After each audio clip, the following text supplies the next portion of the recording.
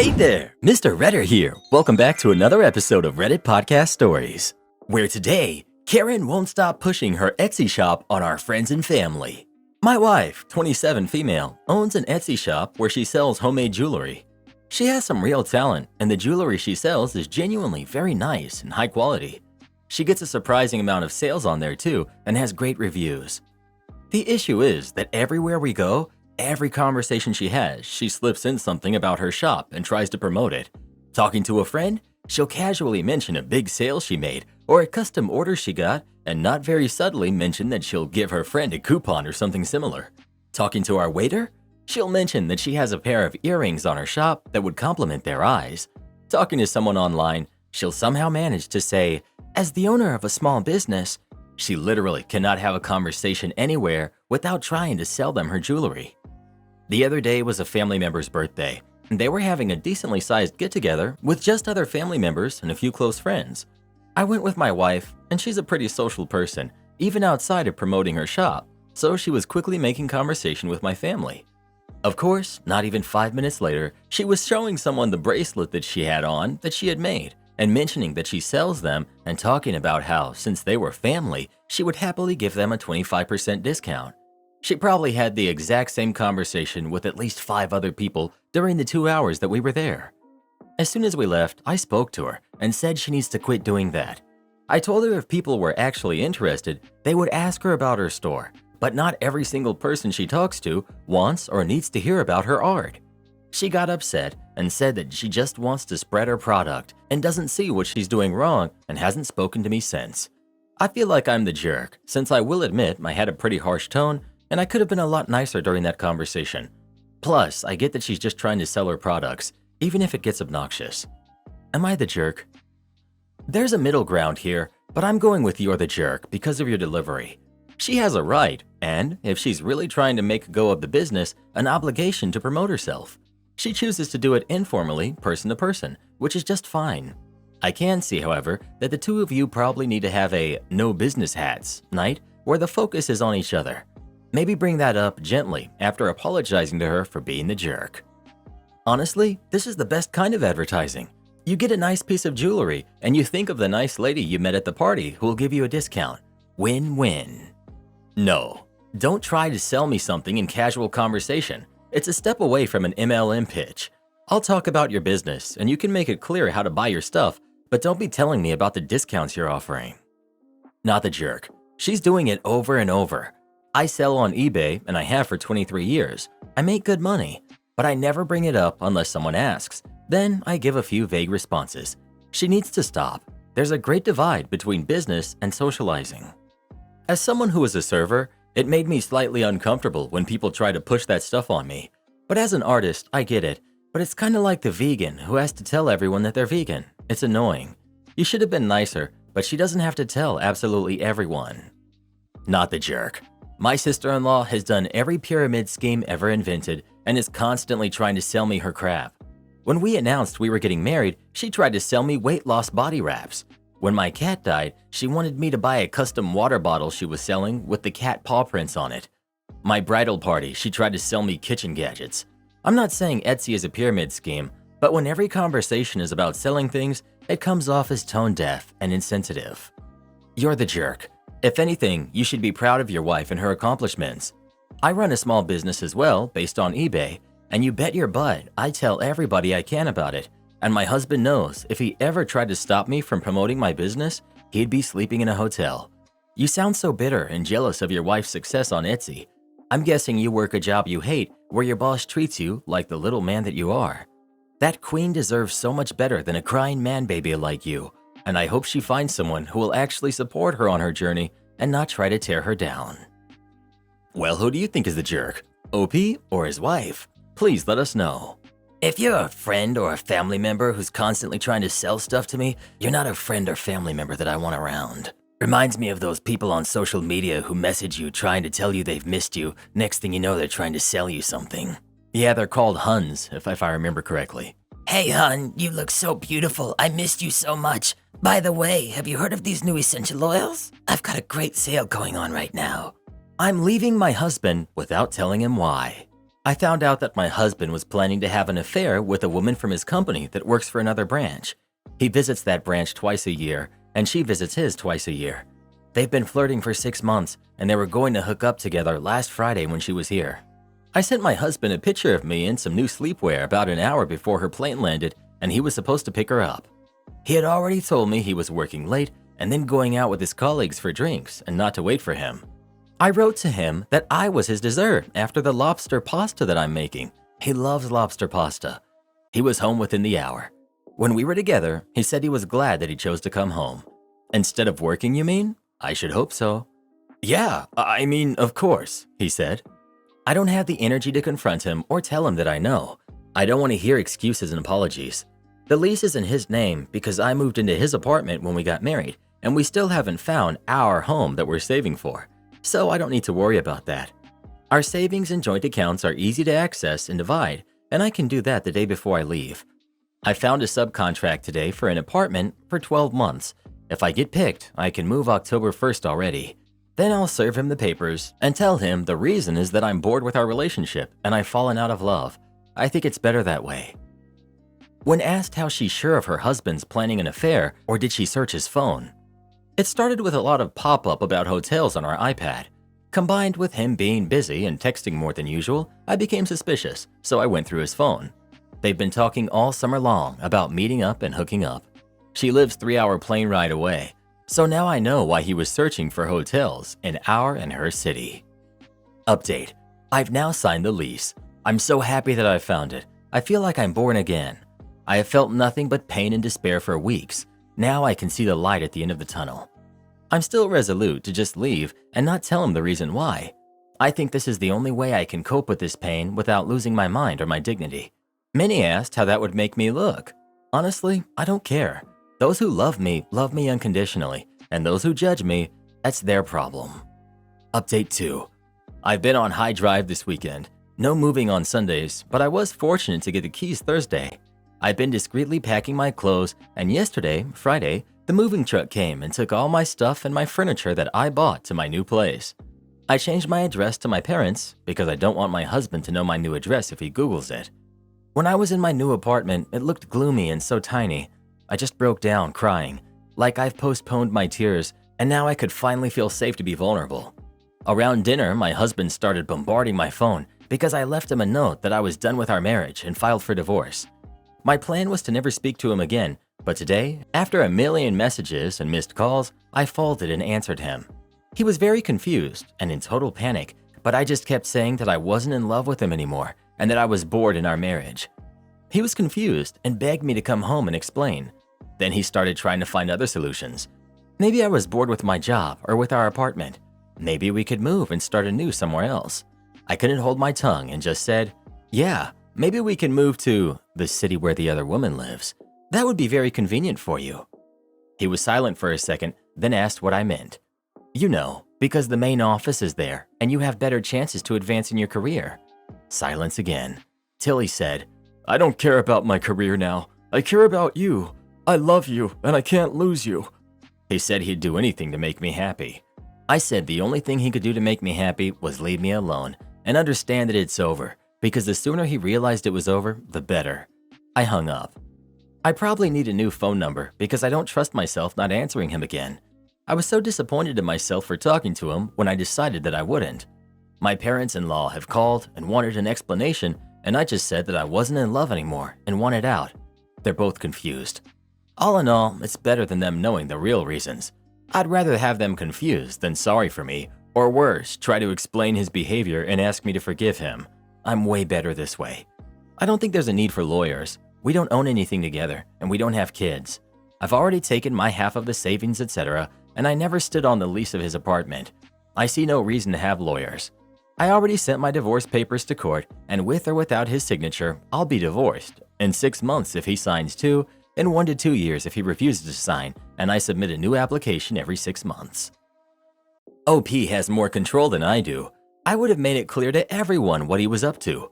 Hopefully, OP can move on without too much contact from the ex and his family. I think it's going to slowly eat her up, not getting this off her chest, and it's going to cause more issues for herself with people being confused on the why, like her in-laws. I commend her for having the courage to try to completely wall him off though. I would not have the chill to even attempt it. I would have just said, he knows why, he's just too ashamed to admit it. Not my story to tell. Of course, when my ex cheated, I didn't tell anyone why we split. I didn't have to live with it for long. It became obvious when he married his affair partner immediately after the divorce. I kind of felt sorry for her. She was a young college student. I don't think she even knew he was married, and I'm not sure she ever figured out how close our divorce was to her marriage. Am I the jerk for telling the woman that I nanny for that her husband is cheating on her? I, 23 female, have been a nanny for this wonderful family for 3 years now. The family consists of mom, I'll call her A, dad, I'll call him B, and their one kid who I'll call C. I started when C was 1 month old, and at this point, they all feel like part of my family too. I decided to stick with them even after graduating from college instead of immediately pursuing a teaching career because I just love C so much.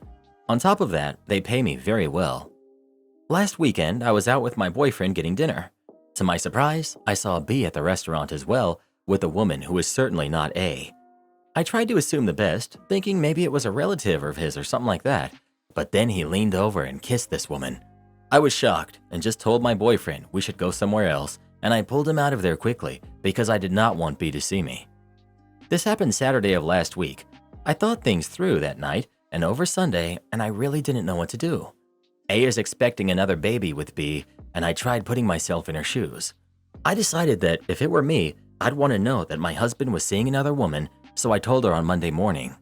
B is never the one home in the morning when I show up. It's always A. I walked in, took a deep breath, and just explained what I had seen. I was hoping maybe she'd tell me that their relationship was open or they were already separating, but unfortunately, that's not what happened. She immediately had tears in her eyes and was just shaking her head in disbelief, and she kept asking me if I was sure that I had seen him. I told her yes, and she left to work still crying. When she got home later, she seemed pretty emotionless and was quite cold with me. I got a text later on that evening saying that her and C were going to stay with her parents for a week or two and that she wouldn't be needing me to nanny until they got back. I haven't received any further communication from her. I thought that I was right for telling her, but my mom and a few of my friends told me that I was wrong for sticking my nose in their business. My mom even said I'll probably end up losing my job now, and I'll admit, that has me very stressed out. Now I feel like a jerk who blew up a marriage and stressed a pregnant woman out. So, am I the jerk? Not the jerk, but you might want to start that teaching career now.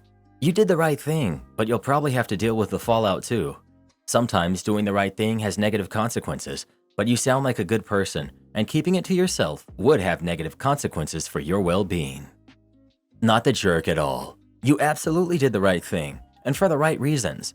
Her husband blew up the marriage, not you. You did not stick your nose in their business. He advertised his business in public, and you happened to see it. Thank goodness. Can you imagine being pregnant with your second child? You have that kid. Then a few years later, it comes out that your husband was a dirtbag cheater? And then you find out that the nanny knew the whole time and didn't tell you? No way. You were right to do what you did. It doesn't sound like he was even trying to hide it. Yes, you may lose your job, especially if his income is significantly more than hers. She may not be able to afford it during and after the divorce, so don't assume there's anything personal involved here.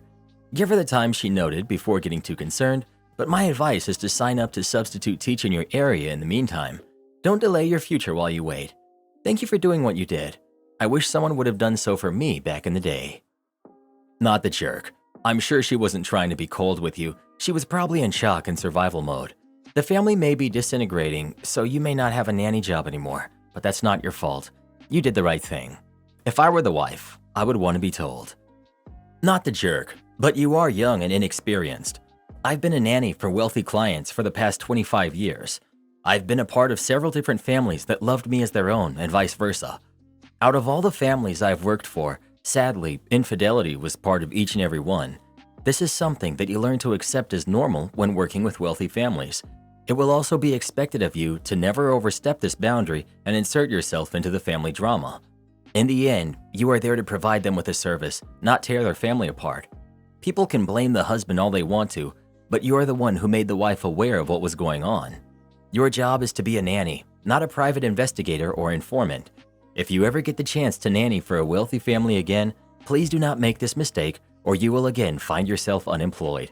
I like to compare it to servants in a royal court. There will be all kinds of issues going on behind the scenes among the family, but as a servant, you need to stay out of it and do your job. You're there to assist the family, not tear it apart.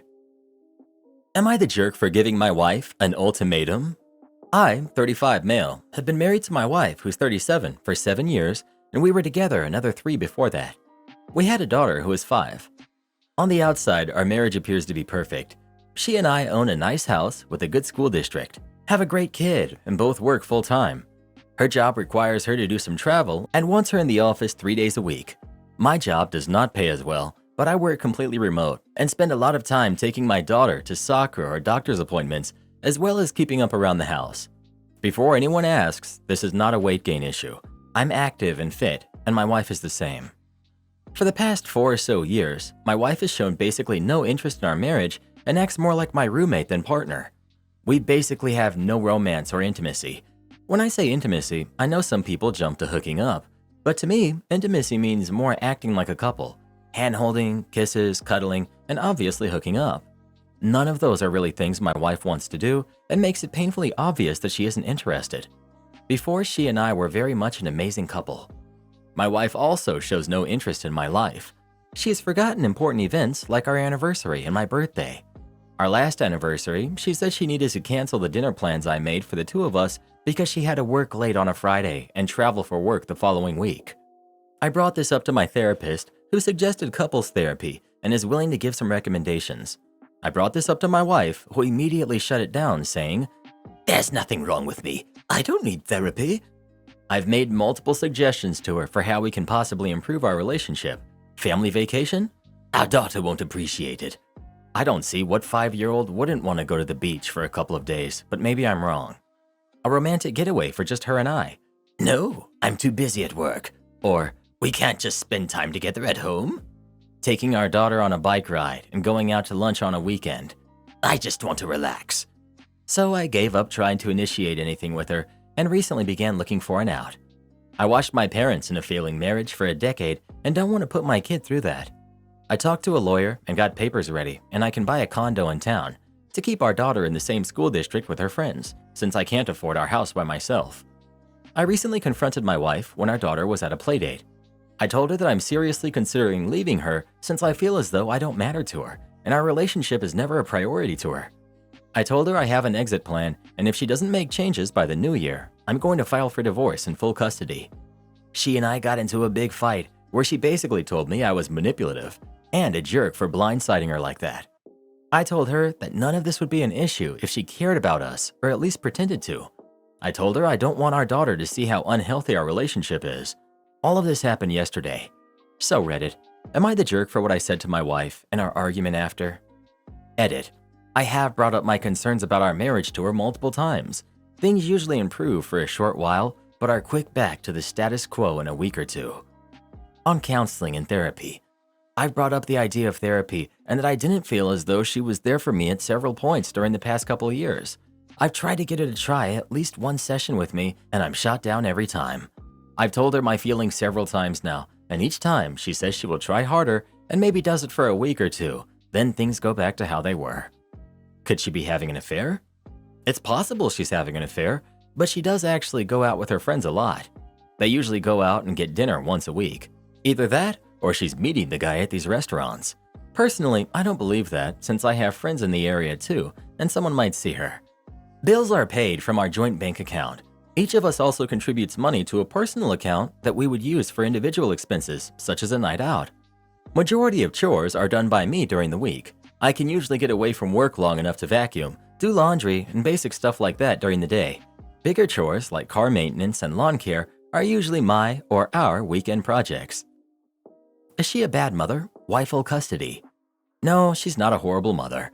That part was definitely an overreaction on my part that I should not have said. After reading a lot of the replies and some helpful links someone posted that outline a mistreating relationship, I'll be speaking to the lawyer first thing tomorrow. I think it's time I did something for myself and my daughter. Update. It's been a crazy couple of weeks, unfortunately. My marriage is over, and after talking to my wife, I realize it has been for a long time. The day after my post, I began the divorce process with my lawyer. Everyone who said I was a jerk for saying I was going to get full custody, that is true. I was angry, frustrated, and said something I shouldn't have. We're going to split custody, with me having the weekdays and my wife having weekends. That said, everyone who said she was cheating, congratulations, you were right. She has been for around 4 years now, which is about the time that she started withdrawing from our marriage. She's been cheating with this coworker because she felt like she was not attractive after having a baby, and I was busy with work and childcare. More recently, she's begun to develop feelings for him and was considering leaving me for him, which she's now free to do. When I gave her the ultimatum, she was surprised that I was considering leaving her and thought I knew about her affair at the time. We sat our daughter down and explained that we're splitting up, but we both love her more than anything. My daughter was understandably upset and is having a tough time. I'm having to look into therapy options for my daughter and told her that she can always tell me how she's feeling. This is the hardest part of everything so far. My wife and I are going to be geographically close. I'm going to be moving into a condo in early January, and my wife is going to move in with her coworker about 15 minutes away. With the sale of our house, I'll be able to pay off a large portion of my new home. According to the lawyer, we can have everything wrapped up by New Year's if it goes smoothly, but with the holidays, I'll be happy with early January. In the meantime, I'm going to start rebuilding my life. I did not get married with the intention of getting divorced, but here we are. I'm going to work on myself and my relationship with my daughter, starting with a vacation. I'm going to surprise her with a trip to Disney this winter. It will be expensive, but I really want to make her happy and create some happy memories. I'm going to miss her on the weekends. Maybe one day I'll explain this all to her when she's an appropriate age and we can talk about it more. In the meantime, I'm going to work on myself and try to be the best version of me that I can. I don't know what the future holds, but I guess I'll know eventually. Make sure you put you and your daughter first here. You don't owe your ex anything. Yeah, she and I have talked about basically making sure shared bills are paid. All of the communication is through our lawyers. All of her issues are on her now and not my problem. Did she admit to the affair or did you find out? I found some credit card statements that did not make sense, so I confronted her. According to her, and she's a liar, so who knows, the feelings developed a couple years ago and she was not sure how to address it.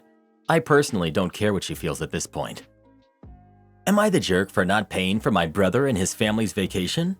I, 28 female, have an older brother, Adam, who's 30, and sister-in-law, Stephanie, who's 28. Every year, my family and I take a big trip, and time of year depends on everyone's schedules. This year, we collectively agreed for the second week in December. Those going on the trip include my husband, Justin, who's 33, myself, our twin 2-year-olds, my parents, and my brother, sister-in-law, and their 3-year-old. My mom always makes all of the travel arrangements to ensure everyone is on the same flights. Kids sit with their parents, hotels are the same, etc. Everyone is on their own for getting to and from the airport at home, but my mom makes car arrangements from the designation airport to the hotel and hotel to airport when leaving. When my mom makes the arrangements, my husband and I always Zelle and Venmo my mom for our portion of flights and hotels. My brother and sister-in-law do the same thing.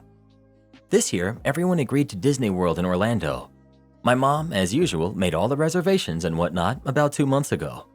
My husband and I paid my mom our portion about a week after the reservations were made. Last night, Adam texted my husband asking if we had paid my parents yet. He said we had a while back. Adam then asked Justin if we could pay his family's portion of the trip. Not sure if everyone has been to Disney, but it's ridiculously expensive these days. Justin told him we couldn't swing it with our budget at the time. We both work full-time and make decent money, but we don't have that kind of money to just throw away. My brother and sister-in-law also both work full-time, and my nephew is not in daycare. My brother's mother-in-law watches him for free, while we pay for 2 kids in daycare. Adam responded with, "Well, okay then," and quit texting him. Cue to this morning where I woke up to several texts from Adam calling Justin a jerk for not being a good brother and paying for their family. I told Adam I agreed with Justin, and we just can't swing the money for them in our budget. I apologized and told Adam he was out of line for calling Justin names and I wouldn't stand for it. Adam again asked me to pay and said it could be our Christmas present to him, my sister-in-law, and my nephew. If I had the spare money to do it that way, I would, but I don't have the ability to do that, so I can't. I told him I couldn't do it and told him to reach out to our parents about a payment plan or something. Adam called Justin and I jerks and said that we ruined their vacation. I'm kind of surprised by my brother's behavior, but are Justin and I the jerks here? Update. I'm still at work, but I took the advice of a few on here and reached out to both my mom and sister-in-law separately and let them know what Adam had done. My mom and Stephanie both confirmed their portion of the trip has already been paid and has been for months. Stephanie had no idea Adam had reached out to Justin and doesn't know why he would. She said she would rein him in and apologize to me for his request. For those asking why we planned this trip when my brother and sister-in-law couldn't afford it, Disney was their idea. After everyone checked on finances, we all agreed, and my mom started making arrangements within provided budgets at that point. Update 2. I'm sitting in the parking lot at work before I get my kids and head home, but I have some more info. I need to preface this by saying I dearly love my brother, but oh my goodness, I have no idea how this is my life right now. My sister-in-law talked to my brother. I didn't know until today they have separate checking accounts and a joint savings. Their own accounts are their fun money, but the joint account is used for household expenses. Well, Adam apparently ordered my sister-in-law a pair of diamond studs as a Christmas present and was charged 3 times for the same item from Tiffany's. Rather than dealing with the bank, he panicked and thought he could get money from Justin and I to make up for it. I feel bad for him, but literally laughing at the moment. More to come. Final update. So my brother and sister-in-law brought my husband and I dinner and to talk about what had happened the other day. My brother did in fact show up with bank statements confirming the triple charge from Tiffany's. However, when he explained what happened, it wasn't a mistake from Tiffany's, but rather a user error on his end. Adam is pretty impatient, and when the page did not automatically refresh, he hit the submit button a few times. So in fact, he ordered 3 pairs of earrings. He apologized to both Justin and I, as well as my sister-in-law. He also is meeting with our parents tomorrow to apologize to them in person. While I was incredibly upset with him, Justin and I both forgave him. My brother has since called Tiffany's to cancel the 2 purchases. I'm sad for my sister-in-law that it's no longer a surprise, and told my brother if he manages to do this again, to ask for help rather than making up lies. My Karen wife demands I cook special eggs for her after I've already finished cooking. Last weekend, I, 36 male, decided that I was going to make my family, my wife who's 35, and my kids who are 12, 11, and 9, a big breakfast spread as part of the lame, according to our oldest daughter, family time that we decided to have that day. The plan was to have breakfast together, watch a movie, have lunch, and play some games as a family before we release the kids from the clutches of the, again, lame family time.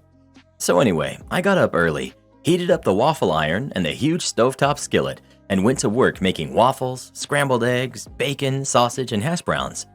As I was finishing and the kids had plated up, my wife asked me to throw a couple of eggs over easy on for her. She's the only one in our family who can stand runny yolks. Neither I nor the kids will touch them, but she really likes them.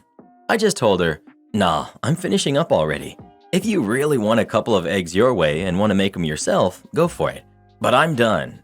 She responded, you're already cooking. I'm in the mood for a couple of over-easy eggs. Why can't you just throw them on for me? I refused, and it turned into way more of a quiet, bickering argument than it should have. It's been on my mind since, and on the one hand, I feel bad my wife just asked me for a small favor that wouldn't have been a big deal at all to fulfill. But on the other hand, I had made plenty of food already. My wife likes scrambled eggs too, just fine, and there was plenty of food for her to eat. Why did she need to go insisting on her special request? It was honestly a silly, petty fight, but nonetheless, I'm curious who people think was in the right. Edit. The top question asked if my wife and I routinely bicker this way. No, we don't. That's why things bothered me so much. Neither of us usually dig our heels in so much over something so minor, which is why I felt weird enough about this to ask strangers about it. Now, having said that, while there is some dissension, the prevailing opinion is that I was wrong. I accept that. I let the lazy mood I was in that morning take over when I should have just made my wife happy. But some people are making way too much out of this. My wife and I love each other and we love our kids and everything's good. We have a good family. Stop wishing bad things upon our marriage and family just because I got a little lazy one morning. I just wanted to know if I was in the wrong in this one situation, and apparently I was. I can accept that. You're the jerk, but more in a sad way. It's a small thing that would have meant a lot. Not the end of the world, but just one of those missed opportunities to give a tiny bit extra when asked. If you're honest with yourself, would she have done it for you if you had asked? It was a bid for connection from her to him. He turned it down because he felt like he had already done the connection thing already. In the psych community, there's starting to be really good research done on why couples break up, with the biggest reason being small bids for connection are rejected, thwarted, or otherwise ignored. It would have taken OP all of 2 minutes to cook wife's eggs. But in the long run, it could make all the difference between a happy couple and a divorced couple. OP, you're the jerk. Hey, honey, go get me a beer from the fridge and give me the remote. This is a bid for connection, so you have to do it. You're the jerk. Next time, make the eggs. Make the Chili by Pam Berg. A good friend of mine unexpectedly lost her husband. A couple of months later, we were going for a run together, chatting about nothing. She asked me what my dinner plans were. I told her my hubby wanted chili, but I didn't feel like stopping at the store. We ran on for a few more minutes when she quietly said, "Make the chili." It took me a few minutes to realize we were no longer talking about dinner. It was about going out of your way to do something for someone you love, because at any moment, they could unexpectedly be taken away from you. The next time someone you love wants you to go for a walk, watch some football, or play a board game, just put your phone down and give them your undivided attention. Just do it. Make the chili. If this were family time for me and I was cooking breakfast, I would have known how my spouse likes their eggs and made them some over easy while making scrambled. Just like when I cooked for my mom, I would pull some bacon out early because she liked it floppy, or remove some of the scrambled eggs early for my sister because I like mine rubberized. Because that's what people who care about someone else's needs or desires or preferences do. That's my idea of family time. You're the jerk. You're the jerk. The irony of family time, but not doing simple nice gestures for your spouse. You're the jerk for literally avoiding 1 to 2 minutes of cooking more eggs for your wife. Your wife. Not the jerk. I hate to be that guy, but if the roles were reversed, this comment section would look very different. You all would be telling OP, your husband has no right to demand you cook more eggs the way he likes them. If he wants extra food cooked a special way, tell him to do it himself, and get divorced while you're at it. You deserve so much better. I know I'll get downvoted to heck for pointing out the constant hypocrisy that we see here on Reddit, but at least I get to make my point. How did I know that guy was gonna get hundreds of downvotes? You're the jerk. God, I hope she leaves you. You remind me so much of my ex-husband, it's not even funny. I'd ask him to do the smallest things, and he'd act like it was the biggest chore in the world. His excuse was always that he had worked all day. He did construction, but honestly, he was pretty much a low-level grunt that just carried tools around for the men who were actually important. Sure, I was at home all day, but I was doing the real work raising our son. He'd get home, and I'd ask him to run to the grocery store for some milk, and he'd flip out on me, asking why I couldn't have mentioned it to him before he left work. Stupid little things like this are why I left him, and why I'm now living a comfortable life off the child support he pays me and the benefits I get from my crippling anxiety, which, yes, I have been diagnosed with by a real doctor. Well, what do you think? Is OP the jerk for not making the extra eggs for his wife or not? Please let us know. Would I make the eggs? The answer to that is, if I felt like it. Quit swimming so stupid. My grandson is copying you. It all starts with the most infernal of devices at the gym, the treadmill. See, a friend of mine who is basically a professional gym rat told me, "Dude bro guy, you gotta up your cardio game," and insists that a half an hour on a treadmill every time I hit the gym would be a good plan. Life pro tip: when someone addresses you as dude bro guy, seek a second opinion. I did the treadmill thing for a few weeks, and then I noticed anytime I went downhill, my knee was like, "Hey, you're a jerk, stop that," which was a problem, as I have a dog who likes to go on walks, and where I live, it's not precisely known for its flat terrain. This was an issue. Then it got worse. Now it was downhills and stairs. Deadlifts, squats, leg press, no problem. Slight downhill or stairs, oh no. Figuring knees aren't something one should ignore and hope it goes away with, I met with my doctor. She promptly referred me to physical therapy and not a knee brace like I was hoping. I met with the PT lady. She did an exam, said my quads are wonk and need work.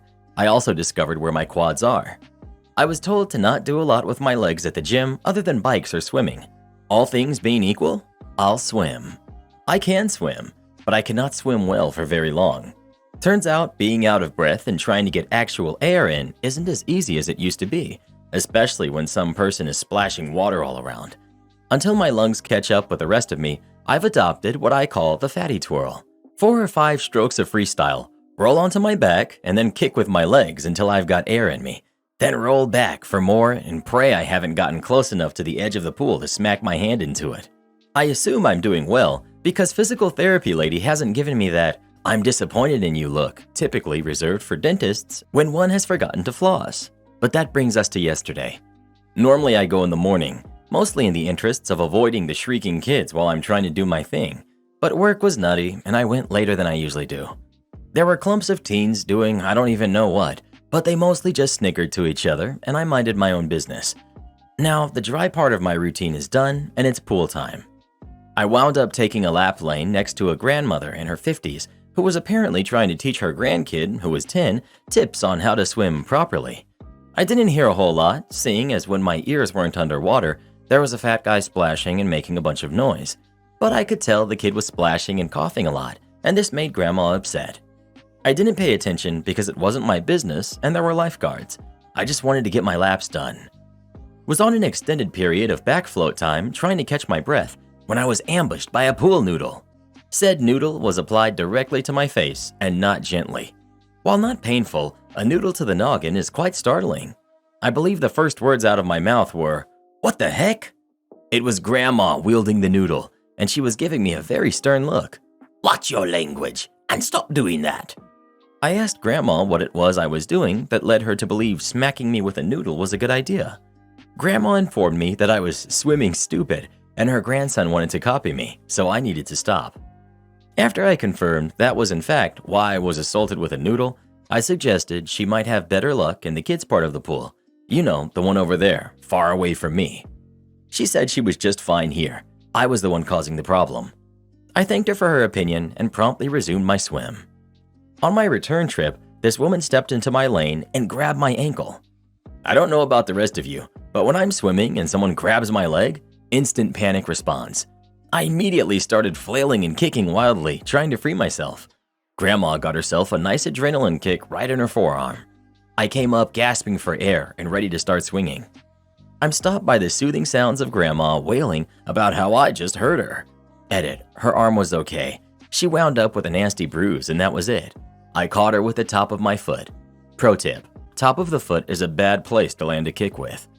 Naturally, that's enough to get the lifeguards involved, none of whom were apparently paying attention before she started screaming.